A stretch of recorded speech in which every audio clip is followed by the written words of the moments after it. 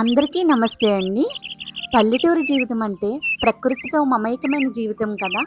పక్షులు కిలకిలా రావాలు, రైతులు పొలాల్లో పనిచేయడం, పచ్చని పొలాలు, చెరువులు ఇదేనండి మా ఊరు మల్లవరం. మా ఊరి గ్రామదేవత ముత్యాలమ్మ అమ్మవారండి. ప్రతి పౌర్ణమికి కూడా పాలాభిషేకం చాలా వైభవంగా జరుగుతుంది. ఆషాఢ మాసంలో అమ్మవారి జాతర జరుగుతుందండి. ప్రజెంట్ ఇప్పుడు అమ్మవారి జాతర జరుగుతోంది మా ఊరిలో.